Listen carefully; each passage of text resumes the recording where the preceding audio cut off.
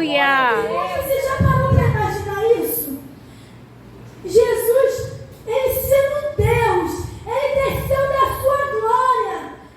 Ele carregou o pecado de toda a humanidade. Você já parou para imaginar que ali na cruz, todo o pecado que Jesus estava carregando sobre si? Nessa noite é um culto de reflexão. Nessa noite nós estamos chamando isso um Deus que se fez carne e que ressuscitou ao terceiro dia. Um Deus que nos deu vida. E esse culto é para refletir a cruz que ele carregou em nosso lugar. Irmãos, não tem como começar a ministrar um culto, falar sobre a Páscoa, sobre a ressurreição de Cristo, sem falar sobre o texto de capítulo 53 de Isaías. Quem me conhece sabe que é um capítulo que eu gosto muito. Por quê? Porque ali no capítulo 53, Isaías ele descreve tudo que Jesus passou por nós. Eu costumo dizer que o capítulo 53 de Isaías é o capítulo que serve de motivação para não pararmos no meio da caminhada. É o capítulo que serve de motivação para não desanimarmos. Porque quantos têm desanimado no meio do caminho? Quantos passam por uma luta e falam, não aguento mais, vou parar, vou desistir, vou desanimar. Quantos no meio da caminhada? Deus é não fé. estão suportando, porque alguém olhou tudo para ele, porque um fecharam a fé, outros falam que não vai vir para o culto, vai deixar de servir a Deus, porque alguém está se incomodando com o louvor, porque alguém está se incomodando assim. Ei, quem foi que te deu a vida? Foi alguém que virou a cara para você? Ou foi o Deus que se fez carne? Nessa noite o Senhor está falando para você, se alguém virou a cara para você, não se importe com isso não. Se você achou que alguém não está gostando do seu amor, não se importe não. Não venha para o mundo para quem vai gostar ou não vai gostar da tua graça. Entre na casa do Senhor com a convicção daquele que deu a vida por você. Aleluia. Que deu a vida por você, mas foi o Deus que se fez carne. Foi o Deus que Deus eterno. Aleluia. o Deus que ele deixou o seu trono de glória. Ele se fez carne, ele habitou entre nós. Irmão, já parou para imaginar? Um Deus que desceu da sua glória, habitou entre nós. Isaías ele descreve que ele foi açoitado, cuspido, humilhado, a ponto de Isaías. Gente, eu choro quando começo a ler essa frase.